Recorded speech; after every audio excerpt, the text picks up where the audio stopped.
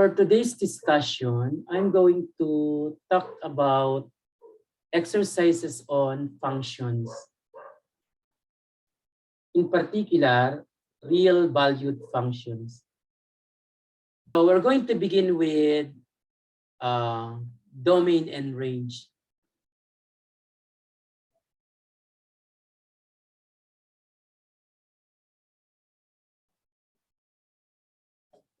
And then also the graph, no? Okay? Okay, draw the graph. And determine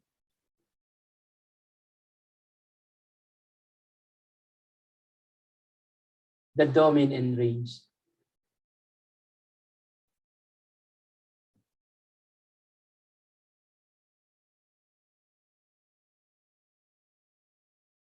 Okay, number one, let's say you're given this function f of x equals 3x minus 5. Oh, what is the domain of this? What function is this, guys? This is what? What type of function is this, guys? Linear. Linear. So this is a linear function, no?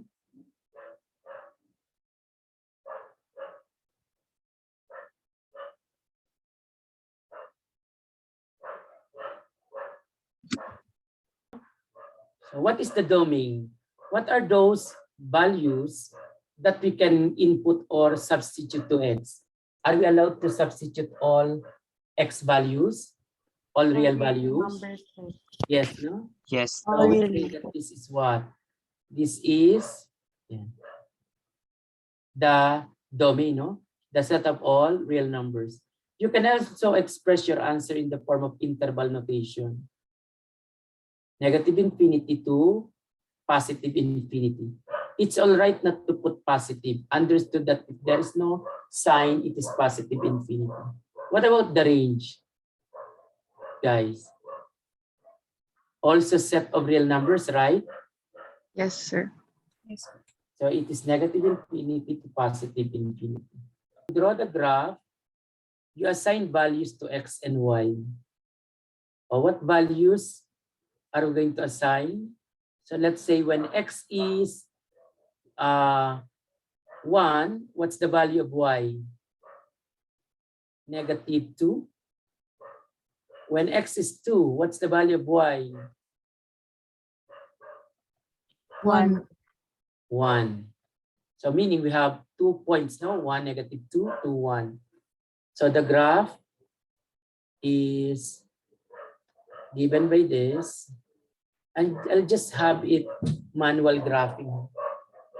1, negative 2, 2, 1.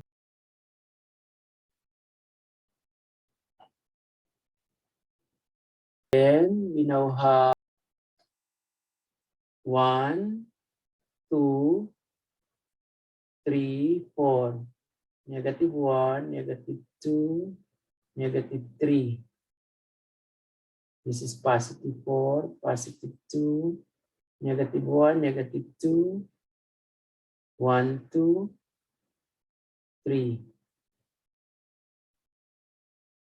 Negative 3. Okay? So 1, negative 2. It's here, no? Am I right? Then 2, 1. So this is just an approximate graph. So this is the graph.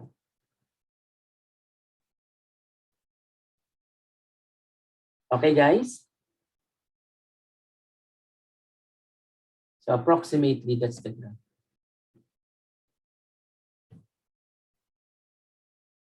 Okay, get it, guys? What about number 2? What if we have this function? G of x is equal to 2 x squared minus for x,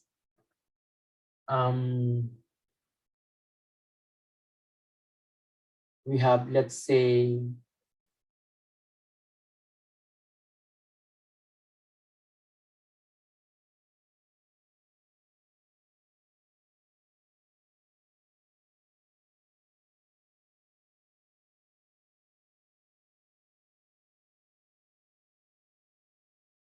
what type of function is this, guys? Quadratic. Quadratic functions. Quadratic.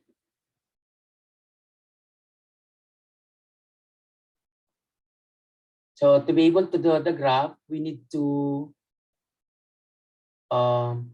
express this in its standard form. So let g of x be y, factoring out 2 from the first two terms, we get 2 multiply 2x squared minus 4x minus 5. Minus 2x, no? Am I right? Minus 5. Then, complete the square in this binomial. So how to make it perfect square trinomial?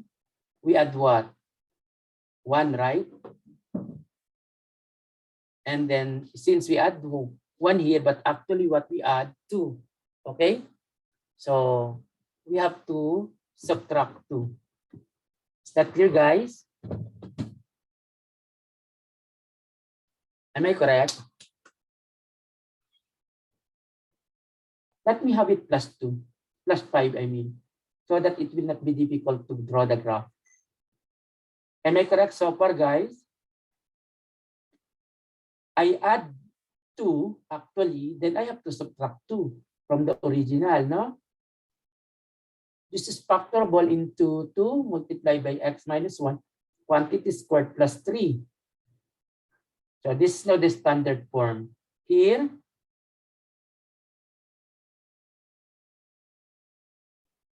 we identify our h as 1, no? And our k as what? 3. So 1, 3. Am I correct, guys? This is the vertex. Yes. Since a is positive, our a here is 2. It opens where? Opens upward. You draw the graph, just an approximate graph. Okay? Not really the exact one. So as long as we have at least an idea what the graph, how the graph looks like. So you assign values to the left of 1 and to the right of 1.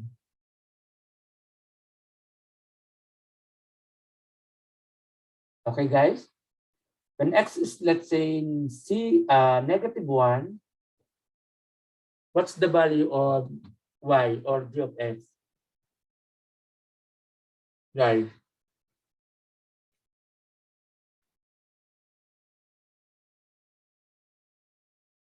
What's the value, guys? 11. Am I right? Could you please check my values, huh? When x is 0, it is positive 5. When x is 2,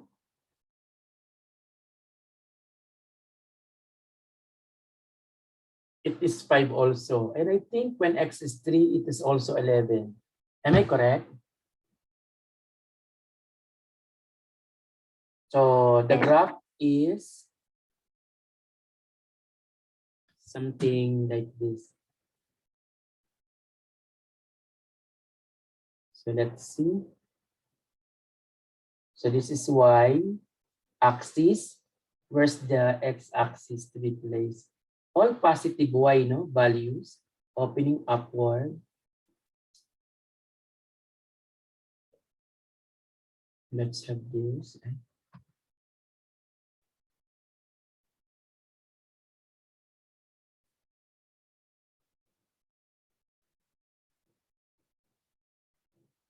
One, two, three. 1, 2, 3, 4, 5, 6. Negative 1, negative 2, negative 3. 1, 2, 3, 4, 5, 6, 7, 8, 9, 10, 11, 12, 10, 11. Okay. This is 1, 2, 3, 4, 5, 6, 7, 8, 9, 10, 11, 12. Okay, guys? -3, +2, +4. So let's draw now the graph. When x is -1, it is +11. Check my plotting, ha, guys. Then if I have 0, it is somewhere here. 0, 5. 2, 5 also, no? And then 3, 11, 2. Is that correct, guys? So the vertex is located where, guys? Where's the vertex? 1, 3. So here is the vertex. Hence, the graph is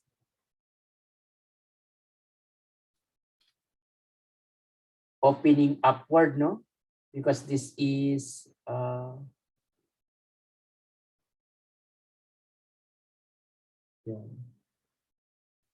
It's not easy to draw the graph in a fake blackboard. So this is, although it looks like a blackboard, but it's a fake one. Okay, guys. So this is the vertex. Is that clear, children? What is the domain? What do you think? What's the domain? All real numbers po. All real numbers, set of all real numbers. What about the range? So look at the vertex. Positive infinity. +3 to, from 3 to +infinity. Am I right? So in interval notation, that's how we write it.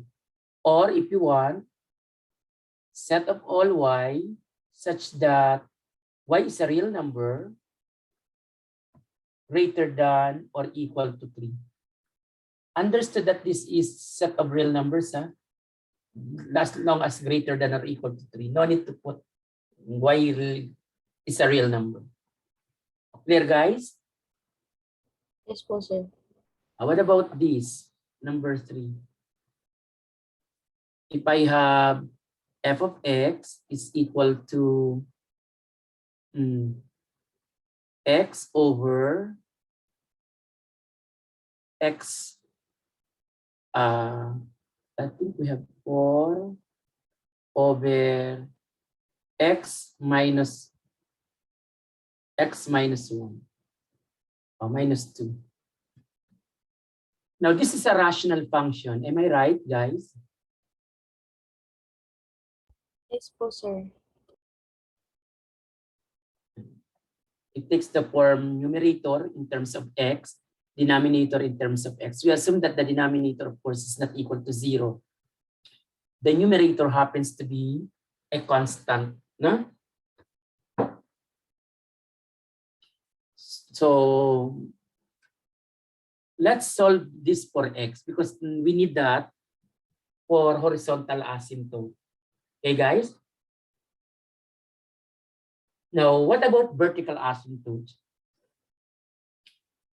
A rational function has vertical asymptotes possible, no? But not all the time. It has a possible horizontal asymptotes and vertical asymptotes. Actually, there is only one. That happens when x is equal to what? 2, no? When x is equal to 2, we have a vertical asymptote. If you let this to be equal to y, your f of x, and then you solve for x,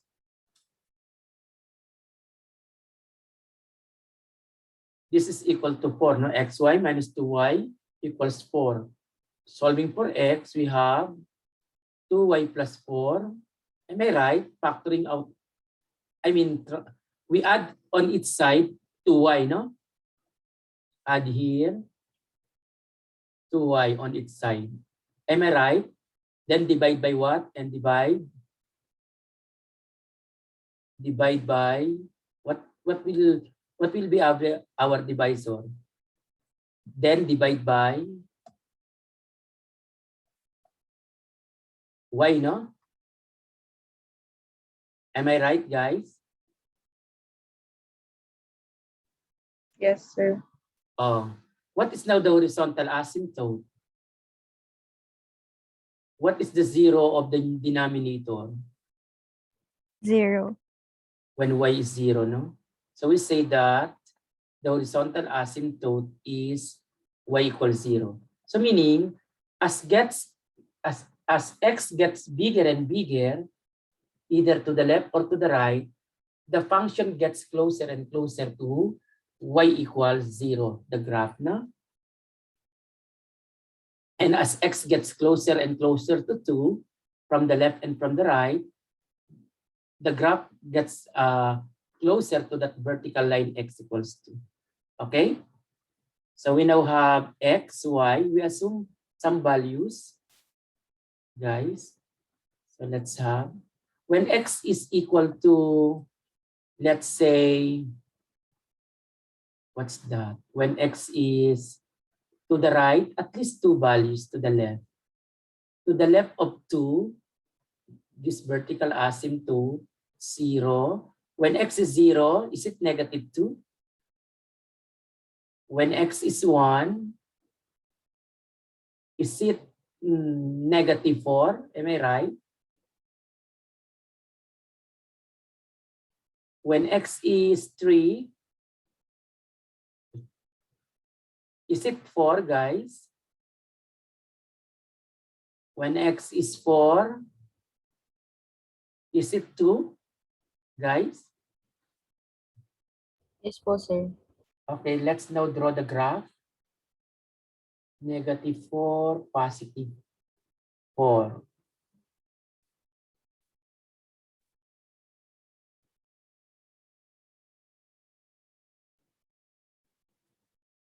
It's not easy to draw the graph manually using freehand. So, sorry for unpleasant or not nice figure, huh? Guys. My sketching is not that really nice. 1, 2, 3, 4, 5, 6, 7. Do you like the color of the board? Or do you want white? Okay lang po, sir, green. I find green more pleasant to the eyes rather than the white one. It will distract your eyes. 1, 2, 3, 4. 1, 2, 3, 4. 5, 5, 3, negative 3, positive 3, positive 6, negative, I think I need to make it longer. 1, 2, 3, 4, 5. Negative 5, negative 2. Okay. I think I got a wrong here. Wrong scale. This is 3. Okay. Or this is 2. Let's now have vertical asymptote. Where's the vertical asymptote? This line, right? Vertical asymptote. Horizontal asymptote. Am I correct? Yes po, sir. Sorry po. Horizontal asymptote is the x-axis. Okay, let's plot some points. Actually, if you are not going to plot points, you just have approximate like here. You put some graph here and another graph here. Okay, if you do not want to put scales. So 0, -2. Where are you? 0, -2. 0, -2 here. 1, -4. 1, -4. And here. Then the other one, 3, 4, 3, 4, somewhere here. And then 4, 2, 4, 2. Okay, so this is the approximate graph approaching the x-axis. Yeah, approaching the x-axis. And then goes upward, approaching the line x equals 2. Clear, guys?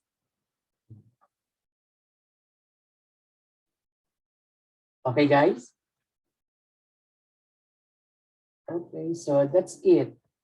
That's how it behaves. Approximate only. As you see from the graph, what's the domain? X such that Set of all real numbers numbers one except except one, 2. except 2. Or you can write this in set notation, set of all x, such that x is not equal to 2. Okay, guys? Or you can have it negative infinity to less than 2, union with greater than 2 to positive infinity. In interval notation, any of this is accepted. What about for the range? Set up all real numbers except x equals 0, y equals 0, right? Or set up all y such that y is what? Not equal to 0. Or negative infinity to less than 0, union with 0 to positive infinity. Understood, guys? Yes po, Yes sir. po, sir. Okay. Number 4.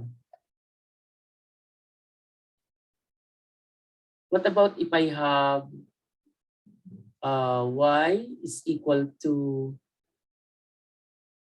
negative square root of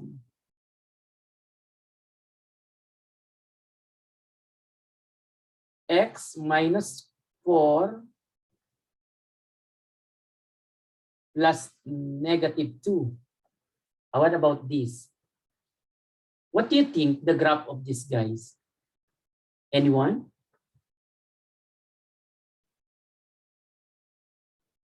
Downwards going to the right, sir.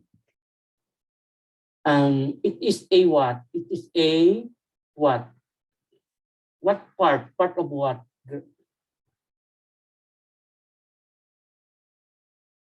Is it part of a circle, part of a hyperbola, part of a parabola?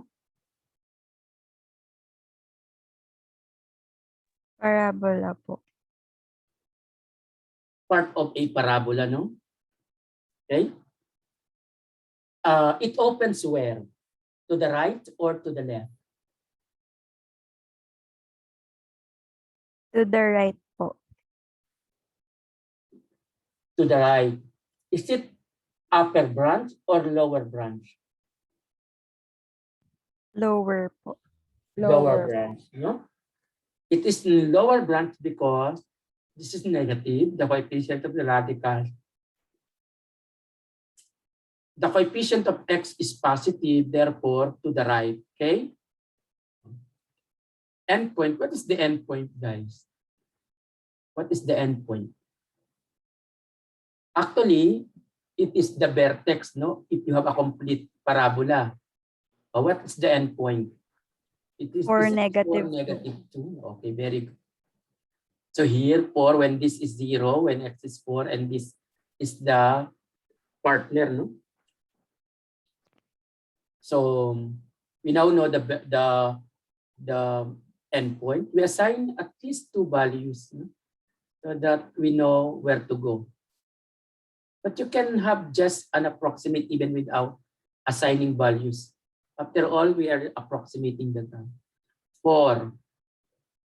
To the right, no? To the right ng 4, 5. What else? What number make it nice? When x is 8, right? So that the value is 9. 5. Is it -3, guys? Yes po, sir. -2, -4. Okay? That's enough, I think.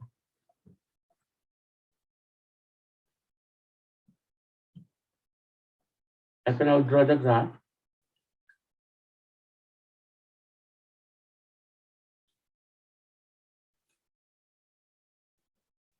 Starting from 4 to the right. 4.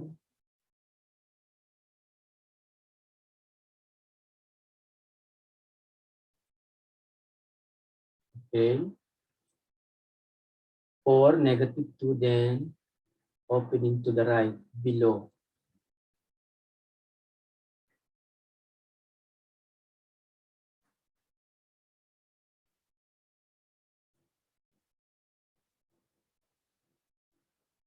I think it's not.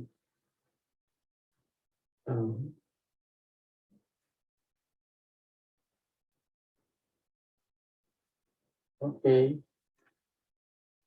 1, 2, 3, 4, 5, 6, 7, 8.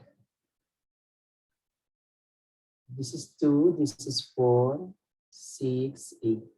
Okay? Then -1, -2, -3, -4, -5, -5, -2. Then this is -1, +1. What point do we have?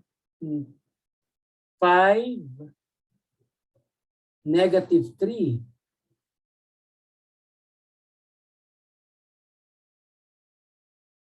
Okay, 5, -3. 8, -4. 8, -4. Okay, 8, negative. Our vertex or at our endpoint is at 4, -2. Okay, guys? Yan. Here. So this is the graph.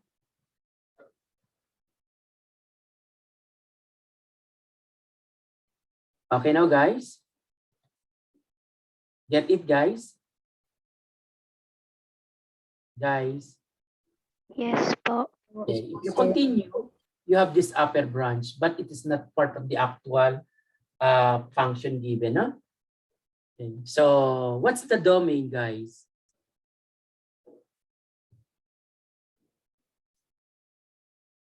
Now, for the domain, infinity.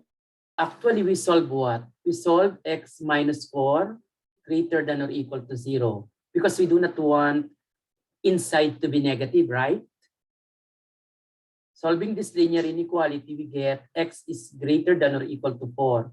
So the domain therefore is from what? From 4 to positive infinity, right? Yes So po, what sir. about the range? We denote the range by run. Huh? If you want to, you can complete the word. What about the range? -infinity to -2. Negative infinity to -2. Okay? So that's it. That's the range. Can you follow, guys? Does everybody follow? Yes po. What about if I have number 5?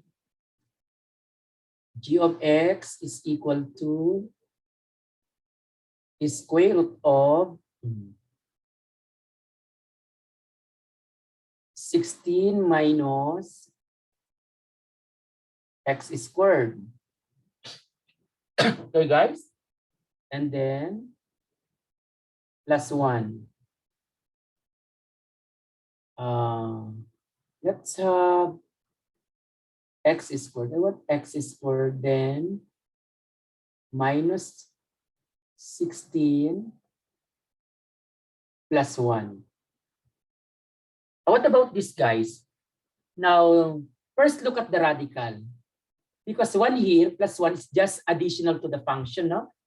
To this function is square root of x squared minus 16. So what is important here? This radical. What's the graph of that, guys? Circle. Hyperbolic po. Hyperbola. No, not hyperbolic, but hyperbola. Hyperbolic is different from hyperbola. Guys, okay? Hyperbolic function is a different one. Hyperbola, no? Upper part. Then the graph, whatever the graph of x squared minus 16 square root of that, we are going to move it how many units upward? 1 po. 1. Okay? So that's what we need to draw, no? We need to draw the graph of square root of x squared minus 16. Okay, guys? Oh, let's now assign values. X, Y. Where are the endpoints, guys? There are 2 endpoints, no? What are the endpoints, guys? Guys, what are the endpoints? Anyone? 4, 1, and negative 4, 1. Okay, endpoints. 4, 1. The other one, negative 4, 1. Okay, very good. I think you came from great schools, no? Because you understood what we are doing.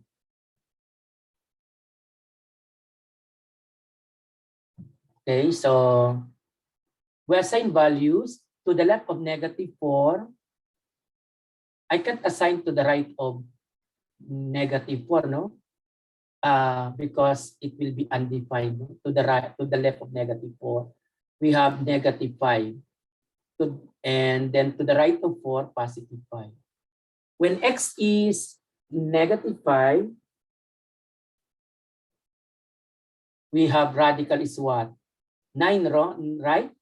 So what's the value of g of negative 5? Is it 10, children? Sir, hindi po ba 4? Sorry. Sorry. It's 4. No? 4. Sorry. I got a wrong reading in my calculator. It's 4. It looks like 9 in my calculator. Then plus 1, no? That's why 4. 3 plus 1, 4. No? Okay now? So let's now draw the graph.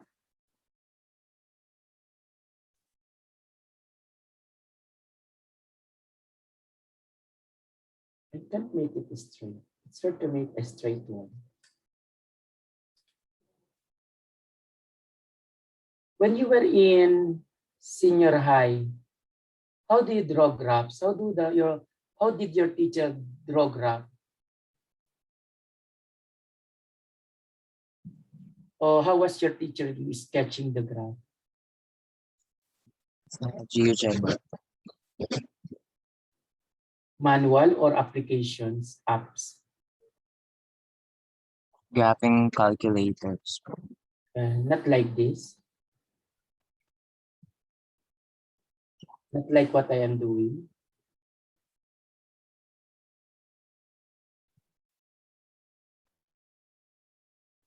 Okay, we have here 1, 2, 3, 4. And then 5, 6, 7, 8, 9. Negative 1, negative 2, negative 3, negative 4, negative 5, negative 6, negative 3, negative 6, no? Negative 8. Okay.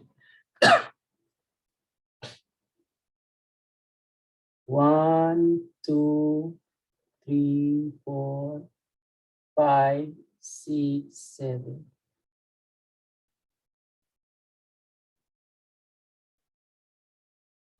Okay. Let's now have the points. -5, 4.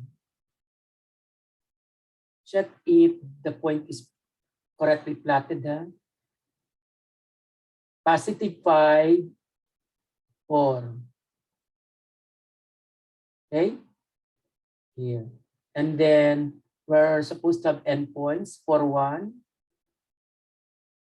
So somewhere here. Am I right? -4, 1. Okay, guys? So the graph now goes here. This is just an approximate, huh?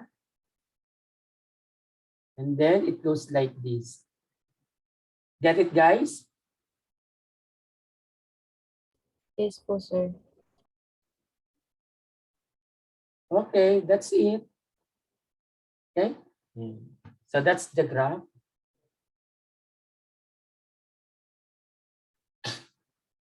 Oh, what's the domain? Guys? Guys, what's the domain? Set of all real numbers except those values of x between -4 and +4. Am I right, children? Yes po. Yes po. How do we write this in other way? No? Set of all in interval notation. I want it in interval notation. To -4, including -4, no? Union with +4 to from +4 to +infinity. Okay. What about the range? Anyone?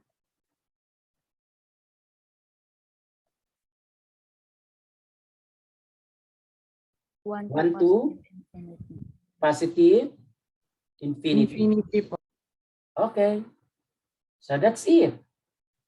Okay. Next, we have, let's say you're asked to find just the domain. Find the domain of the following of the given function. I'm not looking for the range or the graph, just the domain. Number 1, we have f of x is equal to 3x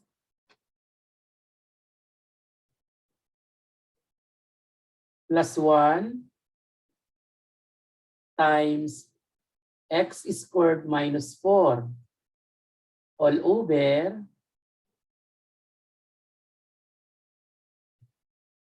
x cubed times x plus 2 x minus 1 quantity squared. What about this? What's the domain, guys? All real numbers except 0, positive, negative, 1. Set of all real numbers except 0, -2, +1. Okay, guys? Number 2. Do you have any question here? Children?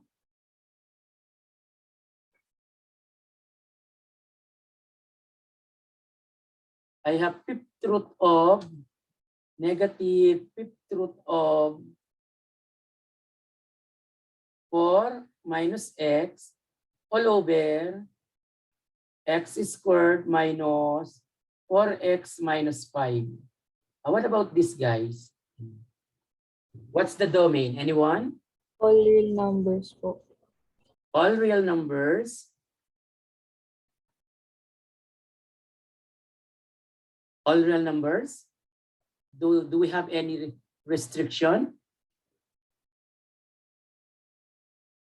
Guys, None po. sorry? Wala pong restriction, sir. But there is a variable in the denominator. What if the denominator becomes 0? X squared minus 4x minus 5. When x is 0, the left side is factorable into x minus 5, x plus 1. Am I correct? So the denominator will be 0 when x is equal to 5 or when x is equal to what, guys? -1. So we are going to remove these numbers. Am I correct? Guys? Yes po. Okay. Because they will make the denominator 0. Clear? Sir, What? about Yes. po sa number 1, hindi po Yes. ba makakancel yung x plus 2 sa denominator? Kasi may Yes. x You squared can naman. simplify that into 3x plus 1. Then x plus -2, no? All over what? X cubed, x minus 1, correct? Iha? Am I correct? Yes po. Kasama pa rin po ba sa exception sa Because domain? this is the original. When you canceled out x plus 2, that is with the exemption that when x is -2. Okay? Because originally, it is not allowed. But when you simplify, we assume that x should not be equal to -2 here. It's like if I have x over x plus 1, I can simplify this into what? Into 1 over x plus 1, provided I am not going to have x equal to 0. Okay? These are identical or they have the same values every time you plug in x, except when x is 0. Is that clear? Yes, sir. Thank you po. Determine the domain and range of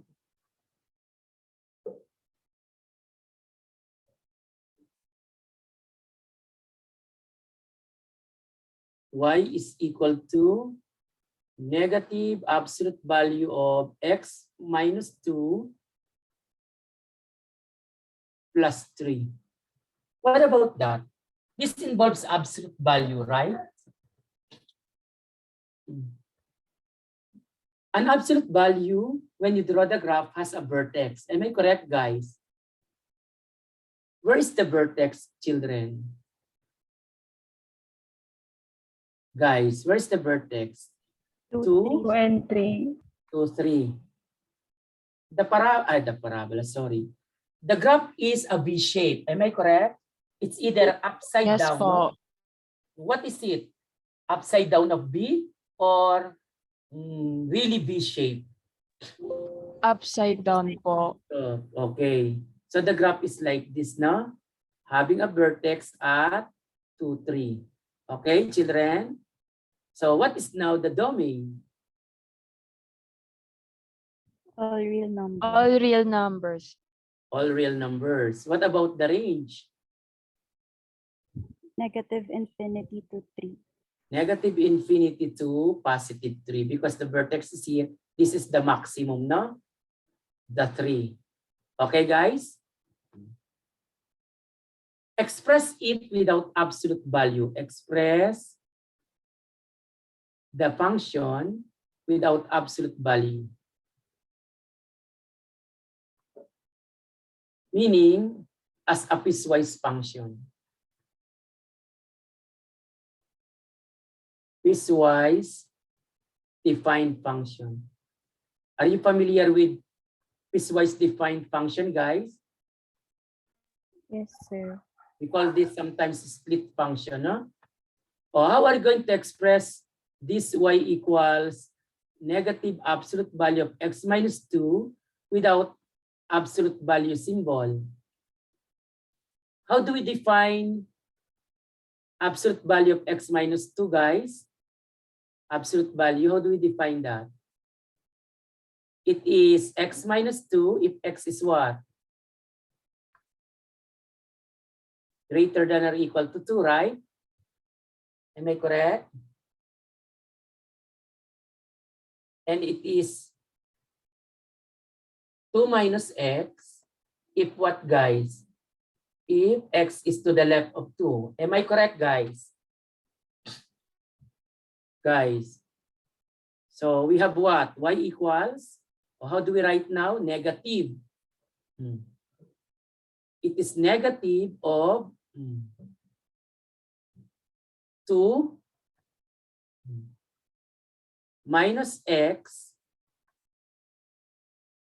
if x is what? If x is less than 2. And then it is what? X minus 2 if x is what? Greater than or equal to 2. But we have to add what? 3, no? Am I right, children? Yes po. Yeah. So we now have, let's simplify further.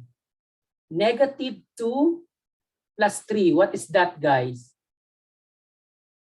What is negative 2 plus 3? 1. 1. So 1 minus x if what? If x is less than 2, no? And it is negative. Is it negative 1? It is 1 minus x, so 1 plus x. Guys. 1 plus x, I think, na? Am I correct? The negative x plus 5, no? Am I right? If x is greater than or equal to 2. Okay, so that's it. Okay? Okay, guys? Children? Yes, Yes, sir. sir. What about if you're asked to draw the graph? Draw the graph. So if x is to the left of 2, so we're going to use what? Y equals 1 plus x. So when x is y, I mean 0, x is 1. When x is 2, what is x? 3. Am I correct, children? Although we want less than 2, but we can assign 2 and 3. Then later decide if it is a whole or a point. Now, what about if x is less than 2, guys? I mean greater than. So we use what? Y equals negative x plus 5. Okay, children? If x is, let's say, 2, what is this? 3. If 3, what is this? Guys, is it 2? Guys? Yes, Yes, sir. Yes po. Okay po. Ay. Okay. I will start with negative 2, 3, no? Then going down 2, 3.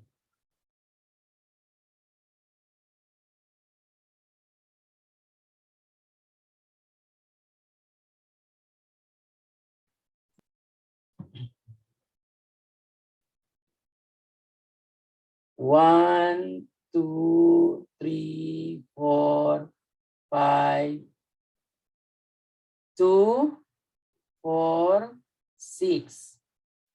Negative 1, negative 1, 2, 3. Let me have it here. Let's put it a little down.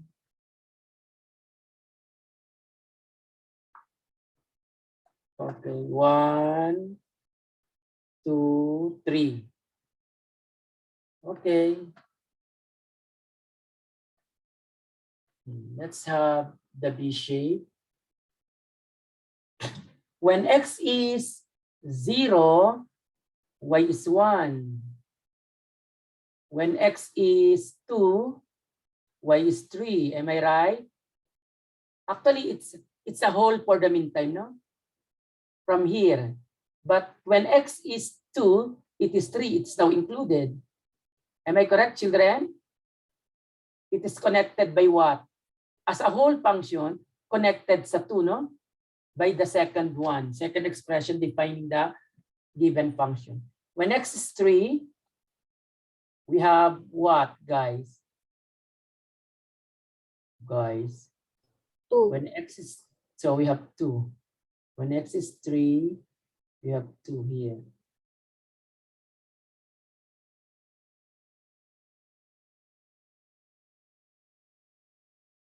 Actually, when x is 1, y is 1, no?